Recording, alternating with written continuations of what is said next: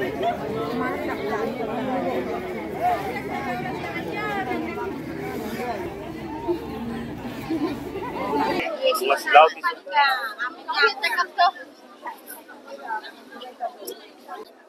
ৰাতিপুৱাৰ পৰা শান্তিৰে ইয়াতে লাইন পাতি সকলোৱে ভোটদান কৰিছে।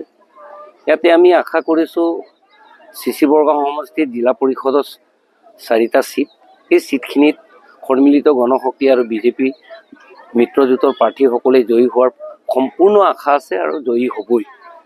আৰু ইয়াতে দেখিছোঁ আমাৰ যি পঞ্চায়তবিলাকতো যি ইলেকশ্যন হৈছে সন্মিলিত গণশক্তি আৰু বিজেপিৰ মিত্ৰজোঁট সকলে জয়ী হ'ব।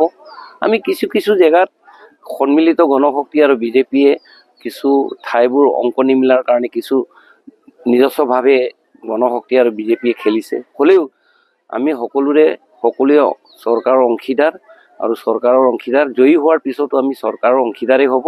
সন্মিলিত শক্তি বেলেগে খেলিলেও বা বিজেপিয়ে যদি ক'ৰবাত যদি চিট শ্বেয়াৰিং নিমিলাৰ কাৰণে যদি খেলিলেও সকলো জয়ী হোৱাৰ পিছত এই চৰকাৰৰ পক্ষতে আমি ভোটদান দিম আৰু চৰকাৰকে সমৰ্থন জনাম। ইয়াতে 611টা ভোট চেঙাজান বৰগড়া LP স্কুলত ইয়াতে 611 ভোটাৰ্ছ আছে। ইয়াতে 2জন আমাৰ ৱাৰ্ড মেম্বাৰ সন্মিলিত গণশক্তি আৰু বিজেপিৰ প্ৰাৰ্থী বুলি নিৰ্দলীয় দুয়োটাই, কিন্তু এনেই সমৰ্থন সাপেক্ষে সন্মিলিত গণশক্তি আৰু বিজেপিৰ আছে। এতিয়া আশা কৰোঁ এতিয়া ৰাইজৰ পক্ষত ৰাইজে যাক ভোটদান অধিক দিয়ে তেওঁই বিজয়ী হোৱাৰ আশা আছে। ধন্যবাদ। আপোনালোকৰ কোন কোন ৱাৰ্ডত আপোনালোকে ভোট দিব আছে? আমি 3 নং ৱাৰ্ডত ভোট দিব আহিছোঁ, জিলা সৈতে জিপি। তাৰপিছত আমি শাৰী পাতি আছোঁ।